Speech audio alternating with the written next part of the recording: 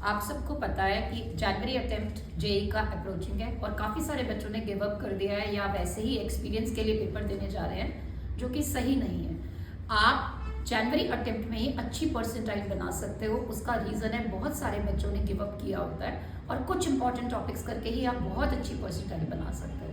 जबकि अप्रैल अटेम्प्ट में सारे बच्चे 100 परसेंटाइल वाले आ जाते हैं और परसेंटाइल बहुत गिर जाती है। आप बहुत मेहनत करने के बाद भी परसेंटाइल गेन नहीं कर पा सकते।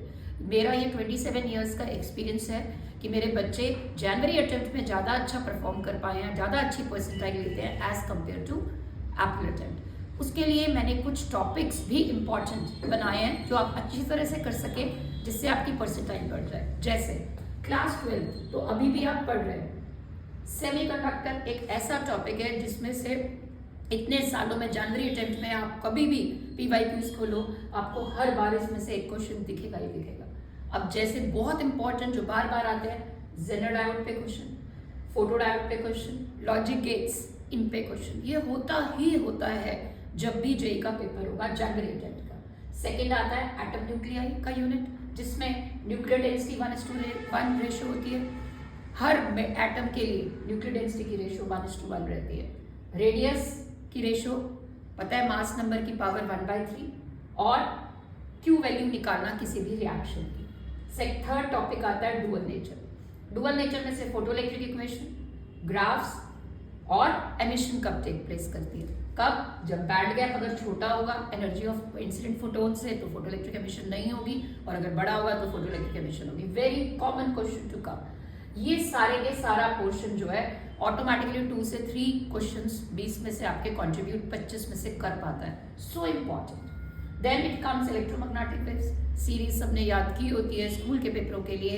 यूवी रेज किस काम आती हैं, लेसेकाई सर्जरी में काम आती है, क्रिस्टल स्ट्रक्चर पढ़ने के काम में आती हैं। इस तरह से एप्लीकेशंस भी आती हैं, प्रोडक्शन भी आती है। और जो उसके बाद टॉपिक बचता है इलेक्ट्रोमैग्नेटिक वेव्स की वैक्यूम में speed 1/√μ0ε0 and velocity of electromagnetic waves in medium this. These are the very common topics. Then हम 11th के भी कुछ टॉपिक्स डिस्कस कर लेते हैं जो इम्पॉर्टेंट है, जो आप कर सकते हो। सबसे पहले kinetic theory of gas.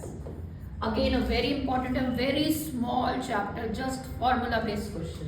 Then it comes thermodynamics. Thermodynamics अब KTG में से क्या आता है, degrees of freedom. Then CP CV gamma का रिलेशन सबसे इंपॉर्टेंट है। देन थर्मोडायनामिक्स में से CP CV relation, then internal energy का formula, first law of thermodynamics.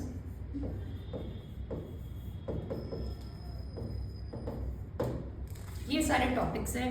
अगर आप जनवरी अटेम्प्ट के लिए सिर्फ इतने से टॉपिक्स को और बहुत सीरियसली पढ़कर जाओगे, आप अच्छा परसेंटाइल बना सकते हैं। देखो ना भैया,